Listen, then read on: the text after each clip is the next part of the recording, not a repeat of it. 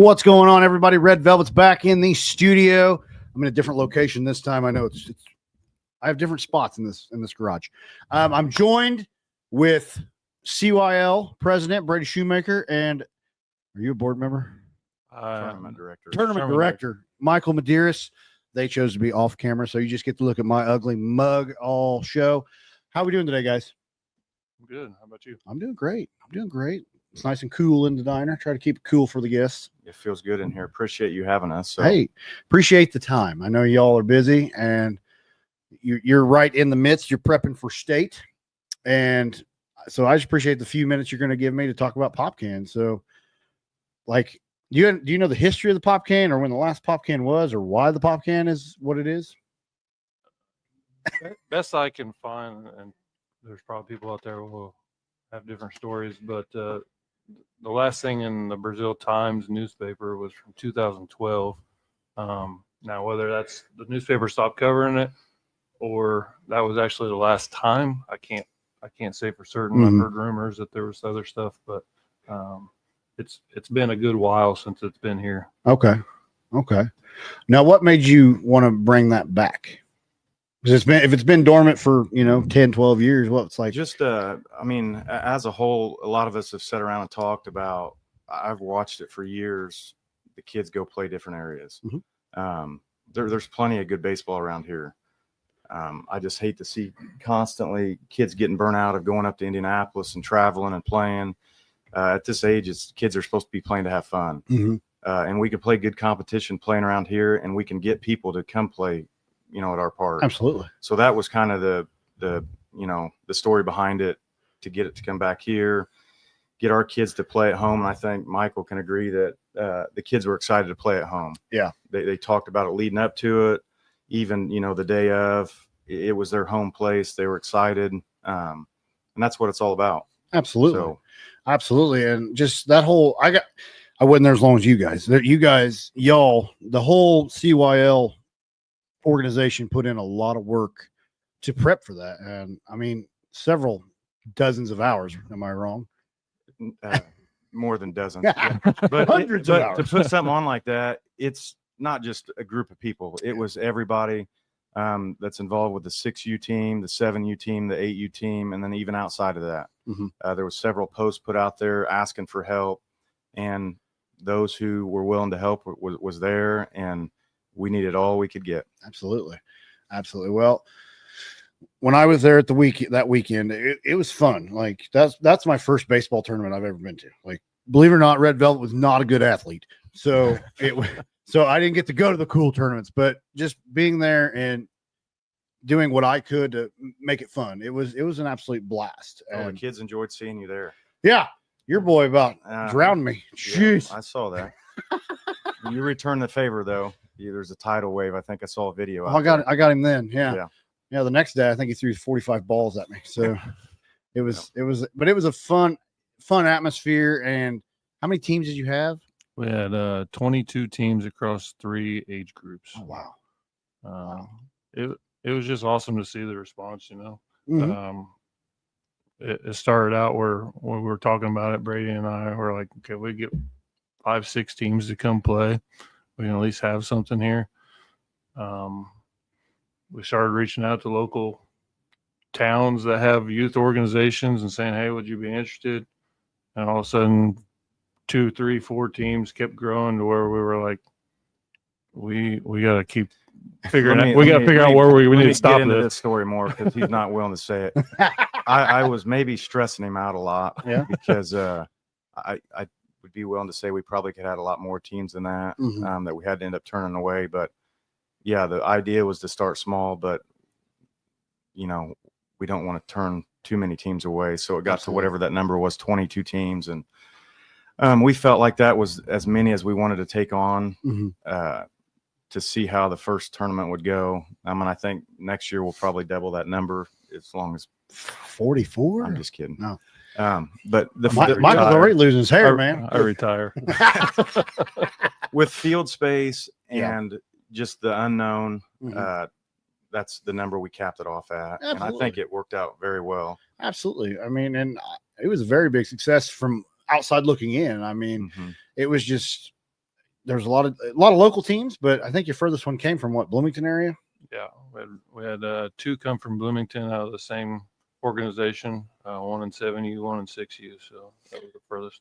Spencer brought a team, right? Spencer brought a Cloverdale. team, Cloverdale, Clinton, Rockville, a lot of local organizations just coming down. Where was that Gold Rush team from? They were from Covington area. Oh, okay. Yeah. Okay.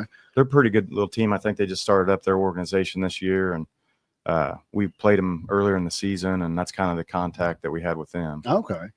Yeah, I mean, and the 8U had the most teams, didn't they? I mean, it's about 12 we had 9. We had 9 in the 8U, and then 7 6U and 6 in the 6. Nice. And Clay County represented well. I mean, 2 championships out of 3 divisions, and I would say Cloverdale. They got the upset with me in 6U. I no offense, Cloverdale, but I saw that battle between Clay County and Smithville, and I was like, oh my goodness. I sat there and watched that entire championship game from about the first inning on. When I got down to it, it was 9-1, and Cloverdale was losing. Oh, wow. Flashback the day before. Cloverdale won't like me for saying this either, but they did not fare well against Smithville. Yeah, I remember that score. I think it was like a 15-run game or something like that. So for those kids to turn around on the next day and do what they did against a team like as talented as what Smithville puts out was fun to watch. Absolutely, and that's the joy of youth sports is anything can happen. Mm-hmm. You can destroy somebody the first day and the next day get upset. That's why you have to play the game. You got to play the game, and no lead is safe, as I like to say in youth sports. You just got to keep playing the best you can. Not run up the score to be a jerk, but you got to keep playing competitive. And as you see, but what's the future look like for the Pop Can? It'll be on for next year. All right. Little things you learn from. Like we said, I think it was a huge success. Mm-hmm. It'll do good for our league. Kids will look forward to it. Hopefully we can build on the teams that came. Hopefully we can get the other age groups involved. Absolutely. And that was a big part of it too, reaching out to these teams. Somebody asked me, how'd you get teams to come play here? You put in effort. You call teams. Yeah. You can't make one post and then forget about it. They will come. You just have to put it's the same anywhere else. Mm-hmm. You got to put the effort in. And I know I talked to you about this the last time I was on here. Our park offers a lot of things. Mm-hmm. It's just getting the effort to get teams to come play here. Yeah. And again, in between youth sports, kids that like to go swim at the pool or the splash pad, or the golf course over there, the coaches, would love to go, after the 2 games are over, go play around the golf and talk about the games. But we offer a lot here. Yeah. And clearly we can host tournaments. So yeah, it'll continue to happen. Well, and I feel like it helped. They get hungry. They're going to probably go eat at a local establishment. So I'm assuming they may have seen a boost in some traffic, and that is the good thing about hosting something in your town is the local. Mm-hmm. It builds locally because maybe they stay in a hotel, maybe not. I don't know. It depends how. I like to stay in hotels as much as possible, but that's just me. But it helps the whole town, and I feel like the bigger it gets, the more the town will benefit. I feel like so. The bigger it gets, the more that we can look to do things like that throughout the summer too. Mm-hmm. I mean, just because Pop Can's been around for however many years it is, doesn't mean that's got to be the only tournament we do in Clay County. I mean, absolutely.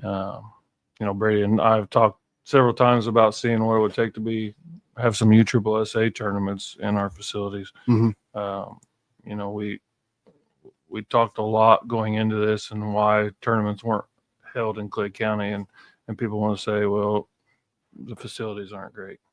Well, nothing against any other place we've been, but Shackamac's not knocking down doors on top of the world. Linton's not, different places we've been. But they still are able to put on successful tournaments and have people come back year after year. And playing at those local tournaments, the Lintons, the Shackamac's, you go play there, and like Michael's saying, a lot of the facilities you're not getting the turf fields and million-dollar complexes, but the people are good. Exactly. I mean, the people that's putting it on are good. That's why we enjoy going to play there. Mm-hmm. You're playing similar competition. They are trying to accomplish the same things we're trying to accomplish. Absolutely. Well, So- you're also networking. I mean, it's small town. Hey, we think a lot alike. We're similar. Let's play. We'll play at your place. You come to ours. Let's have some fun. And that's how you build that network. And it is a lot of work, but you got to if you're willing to put the work in, good things do happen. Yep. I'm going to retract what I said. If we do more tournaments in the summer, Are you going to I'm going to need help. We'll find him an assistant. Yeah. Well, I just don't, behind the scenes, I don't think anybody realizes how much effort he put into it. Not only just the communication with coaches, sending emails back and forth, lining the schedule up, making sure the schedule worked out for all the teams that was coming here. You don't want like the Smithfield coming here, playing at 9 o'clock and then having to play their second game at 3 or 4 o'clock. Right. So there's so much that goes into that. On top of that, the help with getting vendors to come, concession stand workers, people pitched in to cook hot dogs, hamburgers, absolutely. Field crew. It just goes on and on. Yeah. So It takes a village. And I'm going to ask it. You didn't plan this a week in advance. It was probably we talked about it at board meetings in November. Yeah. I mean, it was discussed a long time ago, and being as positive as we can be, people didn't think it was going to happen. And we said from day one, it will happen. Did we think we were going to get 22 teams? No, probably not. But we were going to play no matter what. Right. It just, again, we didn't know what to expect, but you have to start somewhere. Exactly. You got to get started. And yeah, it was a tough task. It wasn't easy, but you proved them wrong. And I commend you both for that. I commend everybody who stepped up to help and work on that. Congratulations. Yeah, I mean, there was a number of people that helped, but like the effort that went into getting the teams, it wasn't just like we said, posting on stuff, but there was a Facebook post that we, put money towards to reach a certain number of people. There was people emailing and contacting local organizations and just keeping up on it. Are you interested? Yeah, but let me get back to you. Yeah, how many teams are coming? You gotta keep. You don't want to pester them every day, but yeah, it's maybe here we're getting closer. Let's see what we can get. Reach back out, and just keep it on the people that said, yeah, we're interested. But once those teams started signing up, it was like all of a sudden it took off. Like like I said early on, it was like, okay, we got 2-3 teams signed up, but I've got like 15 that are interested. And one of you sign up so that we can say this is a serious thing. And once that happened, it was like it took off pretty fast. And the amount of people that weekend that from local areas like Rockville, Clinton, Spencer, those kind of things that said Clay City, like those adults now that said, I'm so glad you brought this back because I played it when I was a kid and now I get to experience it with my kid. Like it was pretty neat to see. You don't realize that kind of thing, putting that kind of time into it, but it brings back that nostalgia. Yeah. And I know both of you probably played in it as kids. And so it's a cool feeling. You're like, now my kids get to enjoy this. It was a whole lot less stressful when we played in it. Well, I'm sure. Yeah. It was also the 90s. Yeah. That's a whole different. We just showed up, played, hit a couple home runs, got 6-pack of Mountain Dew, and you went home. You guys got 6-packs of Back Mountain Dew? then, yeah. Pop can. Bob can't turn me. Yeah. Well, I'm glad you brought back the old school trophy that had the pop can on. That's pretty cool. I know the kids love the rings and all that. Yeah. I'm kind of old school in the fact that we got trophies as kids. I mean, so that was part of it. Given what we give trophies out, MVP trophies, the finalists got medals. So there was multiple things you try. It's what kids enjoy doing. Absolutely. Yeah, absolutely. And can you go into detail about the MVP trophy? Yeah, it was to honor Andrew Griffin. He was me and Michael's friend growing up as well as yours. Yeah. I think we all can say that Andrew was a very talented athlete, very natural, was funny in his own right, was kind of quiet, laid back, extremely humble, but it was just to honor him. So I thought it was a great idea. Absolutely. Especially being the MVP trophy.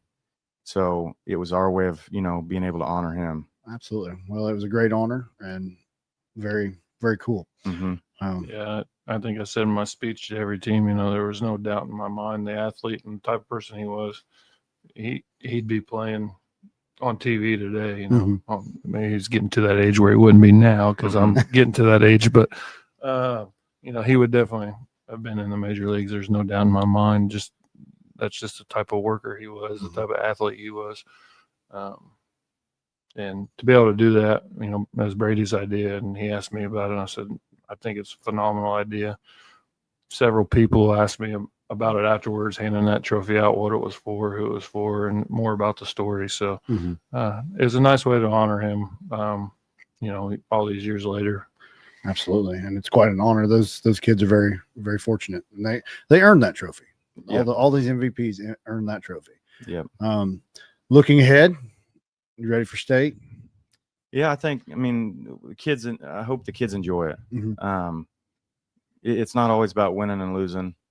I think the kids have put a ton of time and effort into it. And I can tell you as a whole, all the kids have gotten better. But that would be nice to see, some of the ages come home with a, state championship. But at the end of the day, that's not, to me, what it's about. Right. Continue to grow and get better, learn the game of baseball, and ultimately at the end of the day, they should want to play next year. It should be fun enough to where they want to play next year, and they should see themselves getting better, be proud of themselves, be confident enough to want to come back and play. Absolutely. And I saw yesterday, fall signups are open. They were posted yesterday. Thanks. Bob Compton took care of that. And we've had a lot of interest already. Good. So hopefully that continues to grow. Fall is always a down kind of time with football season. And some of the kids play a lot of baseball during the spring and summer. So it does slow down. It's not as intense. Right. Gives a chance for the kids to, again, kind of sit back and enjoy it a little bit more. Absolutely. Well, it's another chance to be active and do something. Yeah. So once again, I commend you guys. Thank you for taking the time to talk to me today. Any final thoughts? No, appreciate what you do for the kids. I know we talked about it before, but our three boys love watching your Monday show. Just the spotlight you put on the kids, it means a lot to them. Well, thank you. It's a lot of fun. It's a passion of mine, just highlighting people who work hard. They earn that. So real quick, I got to thank the people that do pay me while we're highlighting people. I want to thank Wabash Valley Plumbing, Peak Performance Gym, RJ's Formal Wear. I should have made these slides a little slower or faster. Stitched Embroidery and Apparel, and Everhope Co. Thank you, sponsors, and thank you once again for joining us. We're out of here. Keep pushing.